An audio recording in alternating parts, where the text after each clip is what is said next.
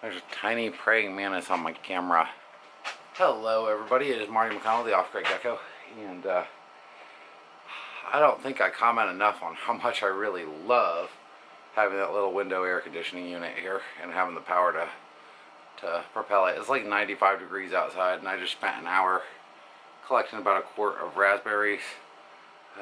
These are the ones that I didn't eat. So my road in over here, I've got basically an eighth of a mile stretch, maybe a little more than that, maybe 300 yards of just like solid raspberry vines.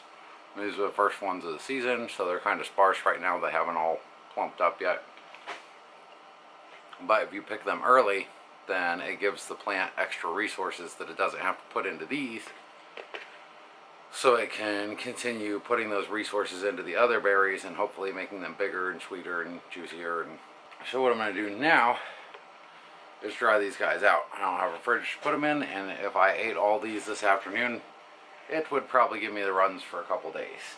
So a piece of this 1/8 inch screen that I have laying around, and I'm going to use this as basically a drying rack, and just put the raspberries on it. Try and put it somewhere where it's out of the way of the cats, where they can't get in there and screw with them, and just set them up in the sun somewhere. So those could be used to make like a raspberry wine. I'm not going to prove it to you, but the idea is you crush them up, you get the juice, you pour it all in a jar, and you basically let it sit there and ferment. So it's going to turn to alcohol first, and then as the acetobacter's ramping up on the alcohol, then they'll start immediately converting all the alcohol into vinegar. So what you end up with is a jar of raspberry vinegar. Cool, huh? We'll save that for another video. One where it doesn't take me an hour to collect like one little quart of raspberries, hopefully. Okay, I'm going to start by crimping this guy up. Then we're going to pour on the raspberries.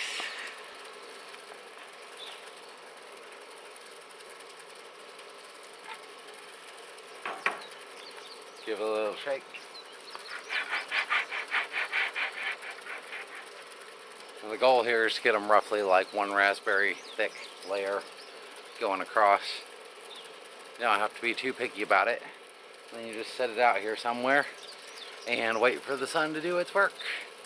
This can actually take a couple days. I'm using a 1/8 inch mesh. I found that when these turn into raisins, sometimes they get pretty darn small, but I don't think they'll drop through that. Alright, I gotta do this kind of quick because battery's about to die. These are the raspberries.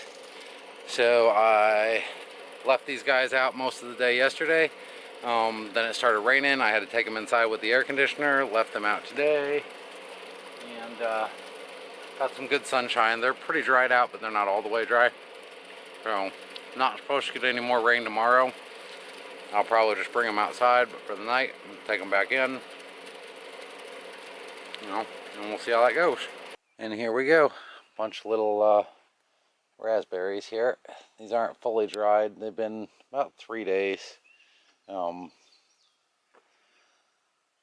It takes a while sometimes, but as long as they've got good air circulation and stuff, and I bring them in at night or when it looks like it's gonna rain. But anyways, raspberries, they're quite tasty. Some of them are a little crunchier than other ones.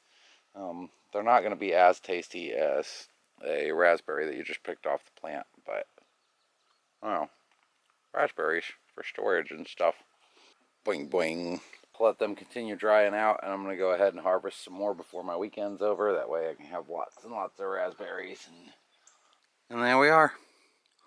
Lovely little pint jar of raspberries. So these guys aren't totally dry, but I'm probably going to eat them so fast it doesn't matter. The next batch I'll probably let them dry for like a week, or just keep piling more on until I run out of raspberries, and then collect them all at once.